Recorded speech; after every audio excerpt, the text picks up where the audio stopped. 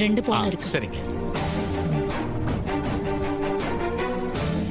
இந்தாங்க. நன்றிங்கம்மா. பில்லு அங்க வாங்கிக்கங்க. இந்தாங்க.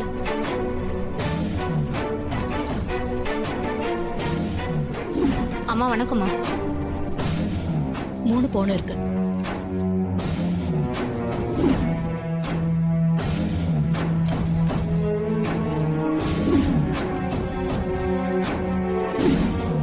சார், ஊர் ஜனங்க என்ன நம்பிதான் நகையெல்லாம் உங்ககிட்ட வச்சிருக்காங்க. ஆமா மேடம். நீங்க தான் எந்த பிரச்சனையும் வராம என் நம்பிக்கையை காப்பாத்தணும். மேடம், நீங்க எங்களுக்கு செஞ்ச உதவி ரொம்ப பெரிய உதவி. உங்களுக்கு ஒரு கெட்ட பேர் வர மாதிரி நாங்க நடந்துக்கவே மாட்டோம். சென்னையில எங்க கம்பெனில நகையை வச்சவங்கலாம் ரொம்ப சந்தோஷமா தான் இருக்காங்க. நான் வேணும்னா அவங்க கான்டாக்ட் நம்பர் தரேன், நீங்க கால் பண்ணி கேட்டு பாருங்களேன். ஐயோ, அதெல்லாம் வேண்டாம். நீங்க நேர்மையா நடந்துக்கிட்டா அதுவே போதும். நீங்க கவலையப்படாதீங்க மேடம். உங்க பேர் கெடுற மாதிரி நாங்க சத்தியமா நடந்துக்கவே மாட்டோம்.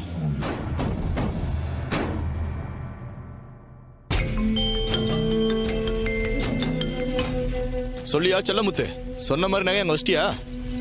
எந்த பிரச்சனையும் இல்லையே? வச்சுட்டேன் சார், எந்த பிரச்சனையும் இல்ல. பணத்தை உங்ககிட்ட வந்து கொடுத்துட்டுமா? அதெல்லாம் வேணாம், நீயே வச்சுக்க.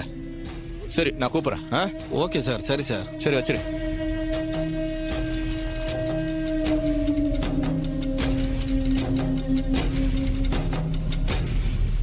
சகல, நீ சொன்ன மாதிரி அந்த நகையை அந்த கம்பெனில வச்சாச்சுப்பா. ஏதாவது பிரச்சனைனா ஈஸியா கண்டுபிடிச்சிடலாம். எல்லாம் ஜனங்க கஷ்டப்பட்டு சேர்த்த நகைங்க. அவ்வளவு சீக்கிரம் யாரும் அதை அடிச்சுட்டு போயிடக்கூடாது.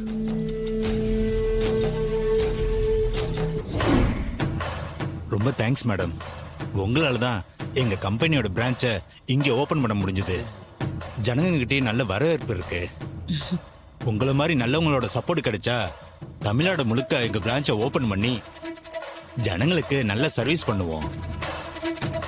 அத்தை அனுப்பின ஆளுங்க பிரமாதமா நடிக்கிறானுங்க. அக்காவை என்னமா ஏமாத்துறானுங்க.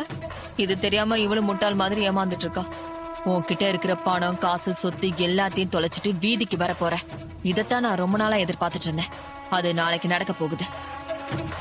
ஊர் ஜனங்க எல்லாரும் சந்தோஷமா பணத்தை வாங்கிட்டு போறாங்க. நீங்க பிரான்ச் ஆரம்பிச்சது எங்களுக்கும் சந்தோஷம் தான். ஊர் ஜனங்க முன்னேற்றத்துல நான் எப்பவுமே அக்கறையா இருப்பேன். அதனாலதான் நல்ல விஷயங்கள் ஏதாவது வந்தா அத ஆளா நான் வரவேற்பேன். சரி,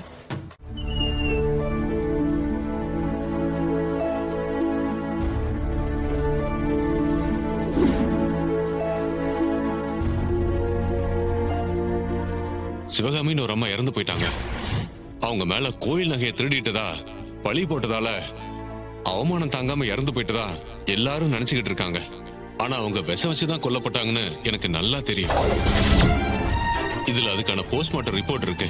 நான் செஞ்ச பாவத்தால 2 குடும்பமும் பிரிஞ்சு கிடக்கு.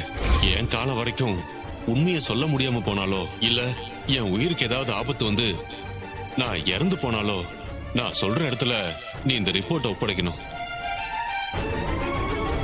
நான் யார்கிட்ட ஒப்படைக்கணும்னு சொல்லுங்க. அத நேரம் வரும்போது சொல்றேன்.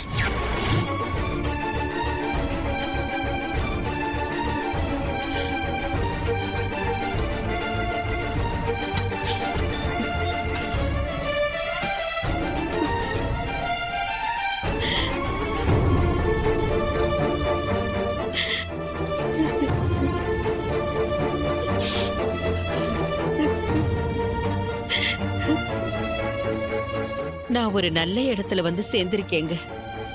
ரொம்ப பாதுகாப்பான இடம். என்ன நல்லபடியா பாத்துக்கிறாங்க, மரியாதையா நடத்துறாங்க. ரொம்ப நல்ல குடும்பத்துல கொண்டு வந்து என்ன கடவுள் சேர்த்திருக்கான். நேரத்துக்கு சாப்பாடு, தூக்கம்னு நான் இங்க நிம்மதியா இருக்கேங்க. கடவுளுக்கு தான் நன்றி சொல்லணும். ஆனா எனக்கு ஒரே ஒரு கடமை பாக்கி இருக்குங்க. அதான் ஒரு சின்ன ஒருத்தர். அது என்ன தெரியுமா? நீங்க ஏதோ ஒரு குடும்பத்துக்கிட்ட ஒரு ஃபைலை ஒப்படைக்கணும்னு சொன்னீங்க. ஆனா எந்த குடும்பம்னு சொல்லாம போயிட்டீங்களே. அது உங்களுக்கு ஒரு தீர்க்க முடியாத குறையா போச்சு.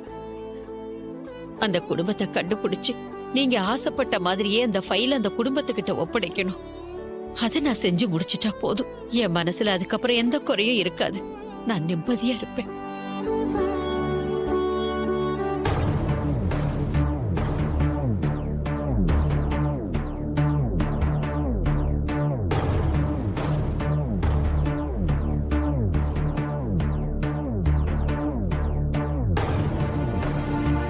மீனாட்சி அம்மா,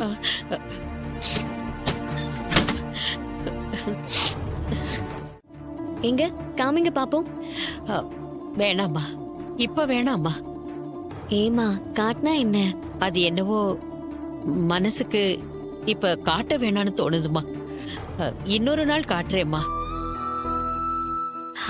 சரிம்மா, உங்க இஷ்டம். நான் வரேன்.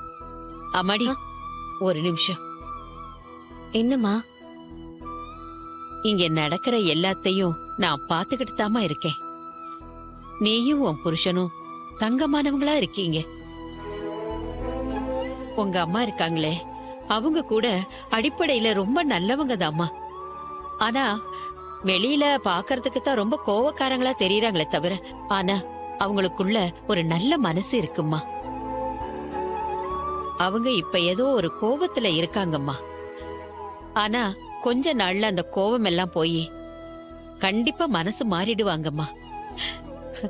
எனக்கு அந்த நம்பிக்கை இருக்குமா. நீங்க உங்க வாயால இத சொல்றத கேட்க ரொம்ப சந்தோஷமா இருக்குமா. என்னமோம்மா, என் மனசுக்கு இத உன்கிட்ட சொல்லணும்னு தோணுச்சு, அதான் சொல்லிட்டேன். சரிம்மா.